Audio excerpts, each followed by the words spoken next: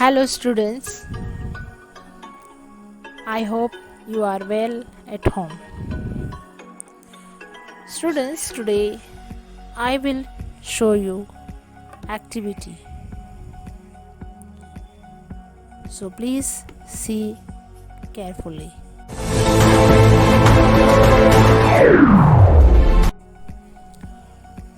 Today we will see the structure of a seed. The students, you can see in this picture, here is the structure of a seed. This is a seed. It has cotyledons. 2 cotyledons you can see in this picture. Baby plant is there, and today I will show you its activity. And one more seed is there. This is maize seed or corn. Corn have only 1 cotyledons. So I will explain this for this activity. So let's start our activity.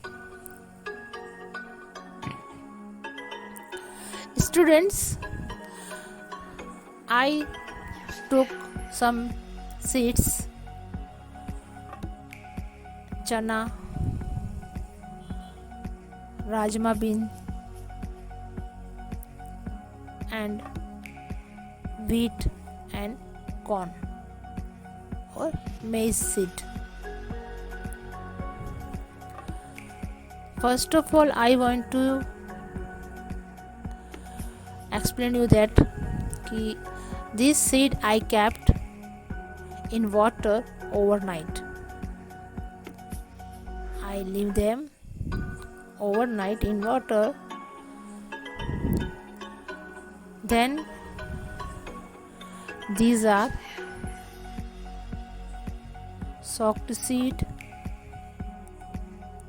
and look at it carefully. Is it softer and swollen up? Why? Because I kept these seeds in water overnight, so the seed absorbs water and swells up. Before, these seeds were hard and dry. Now these are soft. Now you can see this is a thick outer covering is called seed coat. आप देख सकते हैं, देखिए ये जो है seed का ऊपर का, हम इसे हिंदी में छिलका बोलेंगे. जो इसका आउटर कवरिंग पार्ट है, जो उसका छिलका है ऊपर का, उसको हम सीड कोट बोलेंगे. वो ये सीड कोट क्या करता है? सीड को प्रोटेक्ट करता है. और उसकी वन साइड में क्या होता है? स्कार होता है. Scar, SCAR. And this is where the seed was attached to the fruit. यहाँ से जो सीड है वो अटैच रहता है फ्रूट के साथ.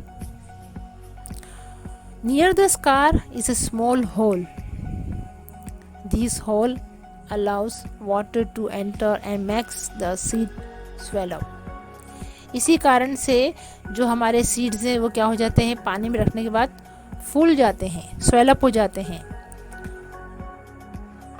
पानी में भिगोने से पहले वो हार्ड रहते हैं, लेकिन जब हम पूरी रात उसको पानी में भिगो के रखते हैं तो वो फूल जाते हैं, सॉफ्ट हो जाते हैं.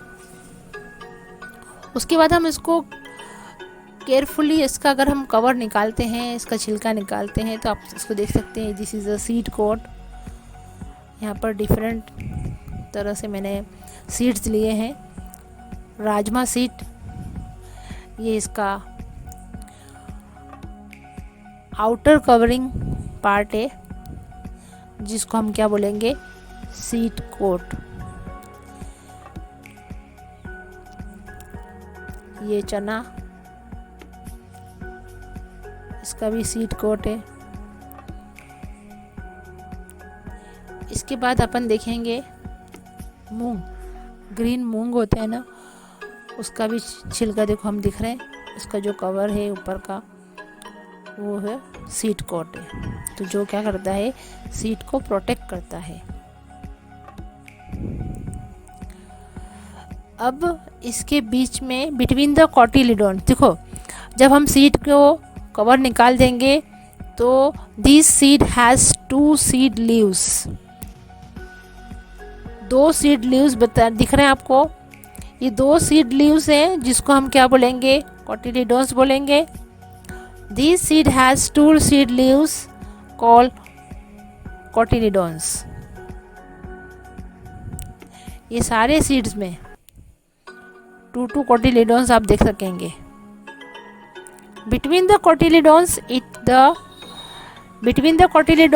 is the baby plant called the embryo, जिसको हम क्या बोलते हैं, एम्ब्रियो बोलते हैं। इस कोटिलिडोन के बिटवीन में आपको दिखेगा एक बेबी प्लांट है जिसको हम एम्ब्रियो बोलते हैं। और ये जो एम्ब्रियो क्या कंटेन करता है, बेबी शूट और बेबी रूट को कंटेन करता है। And the seed leaves protect the baby plant. They also store food for the baby plant. वो बेबी प्लांट के लिए स्टोर करता है खाने को, उसके फूड को। And all seeds do not have 2 cotyledons. सभी सीड्स के 2 cotyledons नहीं होते हैं। कुछ ऐसे सीड्स होते हैं जिनके ओनली 1 cotyledons होते हैं। सपोज मैं आपको बता रही हूँ, एक है कॉर्न मतलब मेज़, मक्का, और दूसरा है व्हीट मतलब गेहूँ।